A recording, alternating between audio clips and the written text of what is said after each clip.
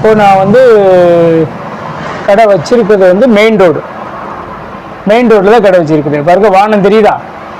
இந்த வானத்தில் திடீர்னு வந்து ஒரு ரயில்வே ட்ராக்ல வந்து ஒரு பைபிள் ட்ரெயின் நிற்கிற மாதிரி பைபிள் வந்து கோல்டன் கலரில் வந்து நிற்குது. இப்போ கோல்டன் கலரில் வந்து நிற்குது. அந்த சமயத்தில் நான் வந்து இதே இடத்துல இதை என்னுடைய கடை இடத்துல நான் இப்படி தச்சிக்கிருக்கேன். வீட்டுக்காரமா படுத்து தூங்கிட்டு இருக்கிறாங்க. ஆக்சுவலாக வேறு எந்த இடத்துல இது வரைக்கும் நான் 5-6 இடத்துல 7 இடத்துல நான் கடை வச்சு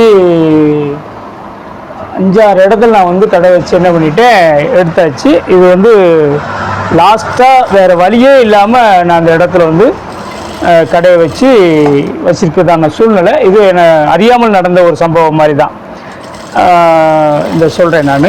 அதாவது எப்படின்னா, இதை மடிச்சிருப்பேன். இந்த இடத்துல தான் நான் அப்படி தச்சுக்கிட்டு இருக்கும் போதில் தான் திடீர்னு ஆண்டோடைய வருகை அந்த பைபிள் அந்த மாதிரி அந்த இடத்துல காட்டி திடீர்னு நம்ம முழங்கால் போட்டு ஜபிக்கணுமா வேணாமான்றக்குள்ளே இந்த இடத்துல இவங்களை தட்டி இந்த இடத்துலேருந்து எழுப்புறக்குள்ளே மறைஞ்சிருச்சு. அப்போ எனக்கு பக்குன்னு ஆயிடுச்சு.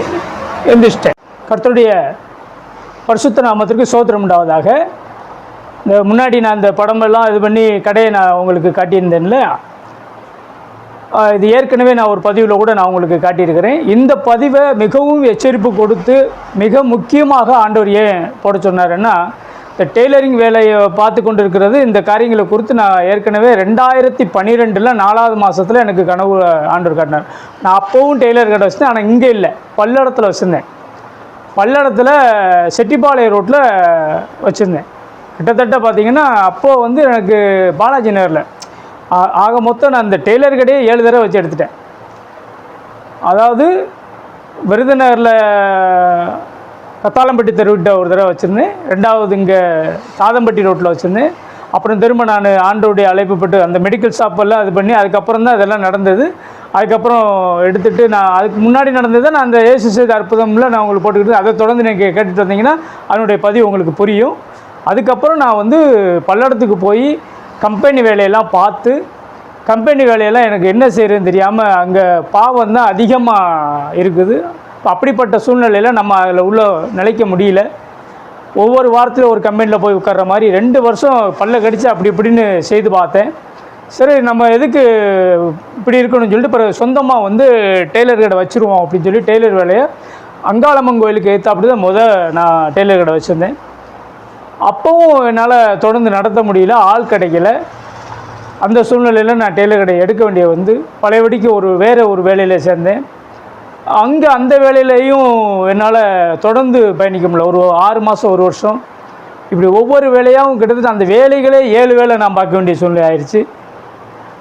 அதே மாதிரி இந்த கடையும் நான் 7வது தடவையாக இப்போ இங்கே வச்சுருக்கிறேன். அதாவது செட்டிப்பாளையம் ரோடு, பல்லடம் செட்டிப்பாளையம் ரோடு, அங்காளம்மன் கோயில் தெரு 2, அப்புறம் பாலாஜி நகரில் 1, மாணிக்கவர் ரோட்டில் 1, அப்புறம் இங்கேயே 3 தடவை 4 தடவை அந்த 3 7 தடவை வந்துருச்சா.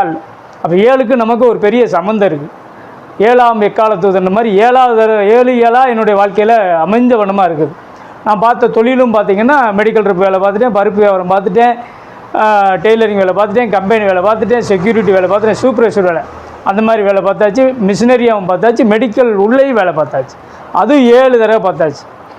இது நம்ம ஏதோ பெரிய 7 வேலையில் பார்த்துக்கிட்டு இருந்துட்டேன்னு சொல்லி பெருமையாக சொல்லிக்கிருக்கானே, ஒரு வேலையிலையும் நிலை நிற்காமல் இருக்கானேன்னு நீங்கள் நினைக்க, இது உலக மக்கள் நினைப்பாங்க. ஆனால் தேவன் ஒவ்வொரு காரியங்களிலும் ஒவ்வொரு சமயங்களிலும் ஒவ்வொரு இடத்துலையும் வெவ்வேறு விதமாக என்னை நடத்தி கொண்டே வந்தாங்க. அப்படிப்பட்ட சூழ்நிலையில் தான் நான் ஒவ்வொரு இடத்துலையும் நான் கடந்து போய்கிட்டு இருந்தேன். ஆண்டவர் என்ன சொல்கிறாரோ அதை நான் செஞ்சு கொண்டே இருக்கிறேன். அது உலக மக்களுக்கு பைத்தியக்காரன் மாதிரி தோணும், பொழைக்க தெரியாதவங்கன்னு தோணும், இவங்களுக்கு என்ன இப்படி இருக்காங்கன்னு தோணும். அதாவது தண்ணி அடிக்கிறவனை ஏற்றுக்குவானுங்க, பொம்பளை பொறுக்கித்தனம் பண்ணுறவங்களை ஏற்றுக்குவாங்க, அதே மாதிரி குடிகாரனை ஏற்றுக்குவாங்க, என்னென்னமோ பண்ணுறவனெல்லாம் ஏற்றுக்குவாங்க, கஞ்சா போடுறவனை கூட அவன் குடிக்க அடிமைன்னு தான் இருப்பாங்க. ஆனால் ஒரு ஆண்டவரை ஏற்றுக்கிட்டான்னா ஊரை விட்டு தள்ளி வச்ச மாதிரி பார்ப்பானுங்க. இதுதான் ஊர் உலகத்தினுடைய நிலவரமே அதுதான். இப்படித்தான் எல்லா இடங்களையும் நடக்குது. ஆகையினா ஆனால் ஒரு சிலர் வந்து எல்லா மதமும் ஒன்று தாங்க, இயேசுவை கும்பிட்டாருன்னா கிருஷ்ணனை கும்பிட்டாருன்னு அல்லாவை கும்பிட்டாருன்னு கூட அப்படி போகிற ஒரு ஜனங்கள் கூட இருக்கிறாங்க. நான் அதெல்லாம் விடுங்க. ஆனால் இந்த டெய்லரிங் கடை இப்போ 7வது முறையை நாங்கள் வச்சுருக்கிறேன். இந்த இந்த 6 முறை நான் வச்சிருந்த இடங்கள் வந்து ஆண்டவர் காட்டின அந்த 2012 காட்டின சொப்பனத்துக்கு அதுக்கும் ஒத்தே போகாது. ஆனால் இந்த முறை நான் வைத்திருக்கிறதான இடமும் இருக்கிறதான சூழ்நிலையும் நான் கண்ட சொப்பனம் அப்படியே அந்த வானம் இருக்கு இல்லையா, நான் வந்து இது கிழக்கு பார்த்த கடை, நான் மிஷினில் உட்காந்து தச்சுக்கு இருக்கிறேன். அப்போது அந்த வானத்தில் வந்து நடு வானத்தில் ஒரு கோல்டன் கலர் பைபிள் நான் நைட்டு தச்சுக்கு இருக்கிறேன். என்னுடைய வீட்டுக்காரம்மா வந்து பக்கத்தில் படுத்து தூங்கி இருக்கிறாங்க. வேலை அதிகமாக இருக்கிறனால நான் மட்டும் உட்காந்து முழிச்சு தச்சுக்கு இருக்கிறேன். அப்போது திடீர்னு ஒரு எக்கால சத்தம் கேட்குது. அந்த எக்கால சத்தம் கேட்கும்போது நடு வானத்தில் ஒரு பைபிள் வந்து அப்படியே வானத்தில் வந்து நிற்கிது. கோல்டன் கலரில் பல பல பல பலன்னு முன்னிட்டு வந்து இப்போ நிற்கிது. அப்போது அது ஒரு ட்ரெயின் வந்து நிற்கிற மாதிரி நிற்கிது. அதில் அந்த நடுவில் வந்து அப்படி வழி தோண்டி அதில் ஏணியாக இறங்குது. ஏணியாக இறங்கி அதில் நிறையா தூதர்கள் இறங்கி மடன்னு எல்லா உலகம் முழுக்கும் போய் எல்லா ஆட்களையும் கூட்டிகிட்டு போய் மேலே ஏறிட்டு போகிறாங்க. அப்போ நான் இதை வேடிக்கை பார்த்துக்கிட்டு இருக்கிறேன். ஐயோ, நம்மளை கூட்டிகிட்டு போகிறதுக்கு ஆள் வரலையே, இவ்வளோ தூங்கிக்கிட்டு இருக்காளே, நம்ம என்ன செய்யணும்னு தெரியலையே அப்படிங்கும் போதில் அவளை தட்டி எழுப்பி இந்த மாதிரி ஆண்டவர் வந்திருக்கிறாருன்னு சொல்லி தட்டி எழுப்பிக்கிருக்கிறேன். அப்போது பைபிள் நிற்கிற மாதிரி இருக்குது. நம்ம முழங்கால் போட்டு ஜெபிச்சா கூப்பிட்டு போவாங்களா, இல்லை எலும்பி சோத்திரம் சொன்னால் கூப்பிட்டு போவாங்கன்னு யோசிச்சுட்டு முழங்கால் போடுறோம். டக்குன்னு அந்த பைபிள் போயிடுச்சு, டக்குன்னு மறைஞ்சிருச்சு. அப்போ என்ன அர்த்தம்? கைவிடப்பட்ட சூழ்நிலைன்னு அர்த்தம். பட்டான்னு எந்திரிச்சிட்டேன். அப்போது இயேசு கிறிஸ்துவனுடைய ரகசிய வருகையோ 2ஆம் வருகையோ பிதா ஒருவர் தவிர வேறு ஒருவரும் அறியான் என்று வேதத்தில் படிக்கிறோம். இப்போ அப்படி இருக்கும் போதில் அந்த நாளையும் ஒருத்தருக்குமே தெரியாது. ஆனால் சூழ்நிலை கரெக்டாக இந்த சூழ்நிலையில் ஆண்டவர் வருவார்ன்றது எனக்கு முன்னறிவிச்ச மாதிரி இருக்குது. அந்த சூழ்நிலையில் நானும் தள்ளப்பட்டிருக்கிறேன். இப்போ வந்து நான் அந்த இடத்துல உட்காந்துருக்கிறேன். இதுதான் எனக்கு பயத்தை ஏற்படுது. கர்த்தர் மேலே, உலகத்து மேலே மற்றது மேலே எவங்க மேலே எனக்கு பயம் கிடையாது. கர்த்தர் மேலே எனக்கு பயம் வருது. அப்போ திடீர்னு இந்த டயத்தில் வந்துட்டால் நம்ம கைவிடப்பட்டுருவோம்னு நினைக்கும் போதில் ஆண்டவர் இந்த காலகட்டத்தில் திரும்ப நாங்கள் உபவாசம் இருந்து ஜெபித்த பொழுதுல, நீ இந்த கடையை வச்சுக்கிட்டே நீ என்ன செய்ய, எச்சரிப்பாக நான் சொன்னதை நீ சொல்லுன்னு எனக்கு சொல்லியிருந்தார். அந்த எச்சரிப்பை தான் நான் உங்களுக்கு சொல்லியிருக்கிறேன். திரும்பமாக நாங்கள் வேறு விதத்தில் எனக்கு ஒரு சொப்பனம் காட்டி, நீ இந்த விதமாக இருக்கும்பொழுது தான் எடுத்துக்கொள்ளப்படுவாய் அப்படின்னு சொல்லி எனக்கு ஆண்டவர் ஏற்கனவே காட்டியிருக்காங்க. அதை நான் இன்னொரு பதிவில் நான் உங்களோடு கூட பகிர்ந்து கொள்கிறேன். இப்போது இந்த காலகட்டம், இந்த சூழ்நிலை கர்த்தருடைய வருகையினுடைய சமூகம். திடீர்னு இப்போ வந்தால் என்ன பண்ண முடியும்? நான் ஊழியம் பார்த்துக்கிட்டு தான் இருக்கிறேன். நான் கைவிடப்பட மாட்டேன் என்பதை எங்கள் 2 பேர்த்துக்கு நம்பிக்கை இருக்குது, விசுவாசம் இருக்குது. ஆனால் சூழ்நிலையும் நிலவரமும் எல்லாம் அதே சூழ்நிலையில் நாங்கள் இப்போ உட்கார்ந்துருக்கிறோம்.